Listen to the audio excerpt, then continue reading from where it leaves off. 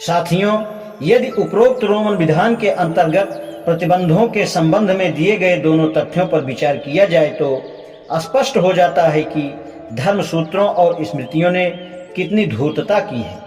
यदि प्रतिबंध परिस्थिति के ऊपर निर्भर रहे होते और शूद्रों को उनसे मुक्त होने के लिए कोशिश करने की आज़ादी होती तो शूद्रों के ऊपर निषेधाज्ञाओं को लागू किया जाना उतना बर्बरतापूर्ण सिद्ध नहीं होता।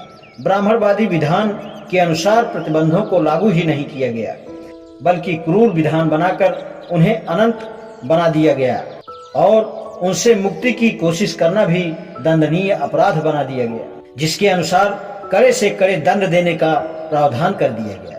इस प्रकार ब्राह्मणवादी विधान प्रतिबंधों को केवल लागू ही नहीं करता वरन उनको स्थायित्व भी प्रदान करता है।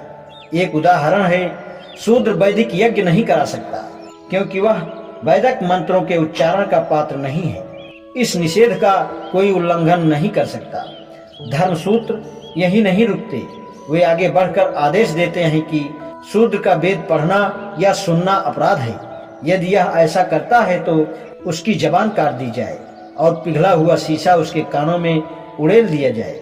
किसी व्यक्ति को धार्मिक अनुष्ठानों से वंचित रखने के लिए क्या इससे भी बढ़कर कोई पाशविक उदाहरण है?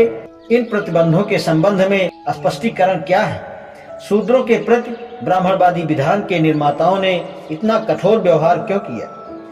उनकी स्मृतियां केवल अनाधिकारों का वर्णन करती हैं। इनमें लिखा है कि शूद्र उपनयन का अधिकारी नहीं है, यह संपत्ति रखने का अधिकारी नहीं है, किंतु यह नहीं बताती कि क्यों।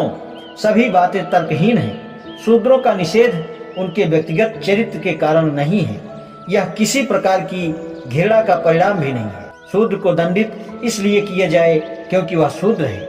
यह एक गुत्थी है जिसका सुलझना जरूरी है। ब्राह्मणवादी ग्रंथ समस्या का निराकरण नहीं करते, अतः इसके स्पष्टीकरण के लिए हमें और खोज करनी होगी। आज इतना ही, शेष कल। धन्यवाद।